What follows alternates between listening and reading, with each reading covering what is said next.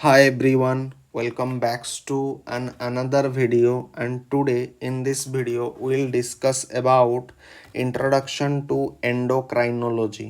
ठीक है, तो एंडोक्राइनोलॉजी क्या होता है? तो एंडोक्राइनोलॉजी को अगर हम ब्रेक करेंगे तो तीन वर्ड मिल करके आएगा। तो पहला वर्ड आएगा एंडो, उसके बाद क्राइन, उसके बाद ओलॉजी। तो तीनों वार्ड को अगर मिला दिया जाएगा तो एंडोक्राइनोलॉजी बन जाएगा। ठीक है, नाउ एंडोक्राइनोलॉजी जो वार्ड होता है वो ग्रीक वार्ड से आया है। तो यहाँ पर एंडो का मतलब होता है विद इन, और इसे बोला जाता है इंटरनल। ठीक है, नाउ जो क्रीन जो होता है वो ग्रीक वर्ड से आया है, क्रिनिन, क्रिनिन से आया है। ये जो क्रीन वर्ड आया है तो वो क्रिनिन से आया है।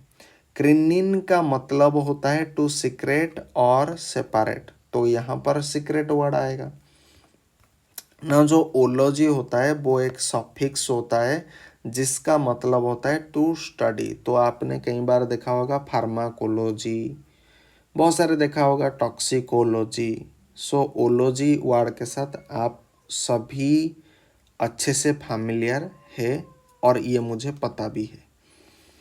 तो नाउ इसका जो कलेक्टिव मीनिंग होगा वो क्या होगा? The study of internal secretion, क्योंकि यहाँ पर इंटरनल वर्ड आ रहा है ना। एंडो का मतलब क्या होता है? इंटरनल या फिर विद इन। तो यहाँ पर अधि ज़्यादा प्रोबेबिलिटी किसका? Internal.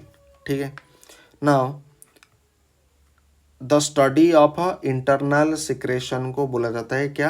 Endocrinology. And specifically internal secretion क्या होता है? आपका हार्मोन होता है एंड आपका एंडोक्राइन सिस्टम में जो भी होता है। ठीक है, now endocrine physiology is the branch of physiology that deals with the study of a process involved in the regulation and integration of the cell and organ system by specialized chemical substance called as hormone. So endocrine physiology क्या होता है?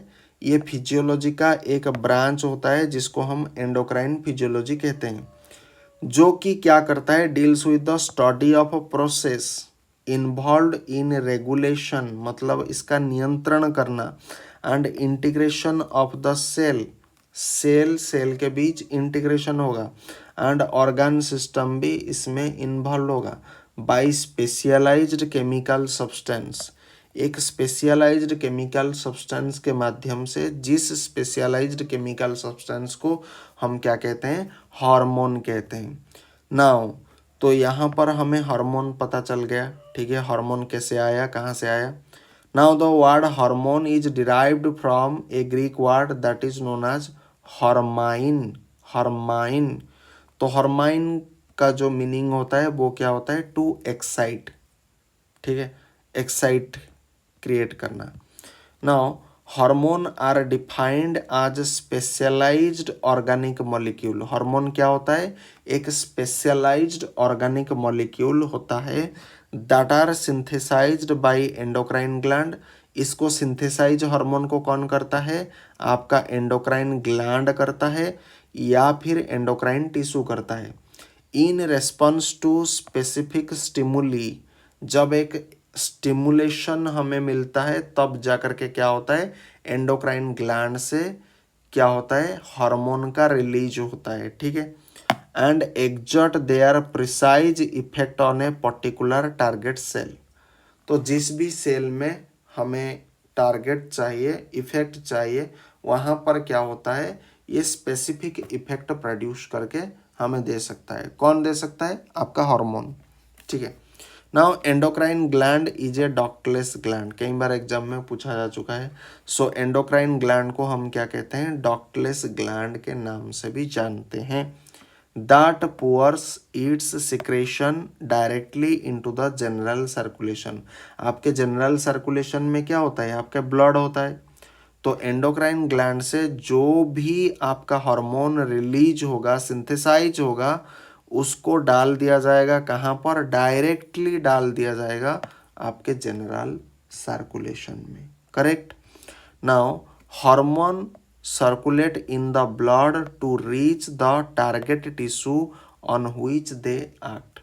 तो जाहिर सी बात है hormone को अगर डाल दिया जाएगा, यहाँ पर हमने क्या समझा था कि endocrine gland is a ductless gland that pores it's secretion, जो कि क्या करता है, इसका सिक्रेशन कौन होता है, आपका हार्मोन होता है, directly into the general circulation. तो एंडोक्राइन ग्लैंड जो भी सिक्रेट करता है, जो भी सिंथेसाइज करता है, वो जनरल सर्कुलेशन में अगर डाल देगा तो ये कहाँ जाएगा, ये हार्मोन सर्कुलेट होकर के जाएगा आपके ब्लड में. तो ब्लड में फाइनली हमारा हार्मोन आ गया. एंड ब्लड क्या होता है, हमारे बॉडी में through out the every parts को, एवरी ऑर्गन को क्या होता है, रीच आउट करता है. तो जब ये रीच आउट करेगा डिफरेंट टारगेट टिश्यू को, जब ये रीच आउट करेगा तो वहाँ पर जा कर के वो अपना एक्शन प्रोड्यूस करेगा. क्या करेगा, अपना एक्शन प्रोड्यूस करेगा. Now target cell are conferred का मतलब होता है इक्विप्ड. तो यहाँ पर हमने टर्मिनोलॉजी दिया है.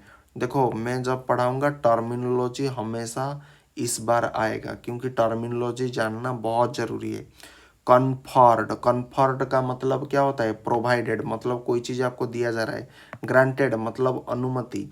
इक्विप्ड विथ मतलब मान लीजिए आप एक कार खरीद रहे हो, उसके साथ मान लीजिए ADAS फ्यूचर नहीं है, तो ADAS फ्यूचर जब उसके साथ आ जाएगा तो आपका हो जाएगा.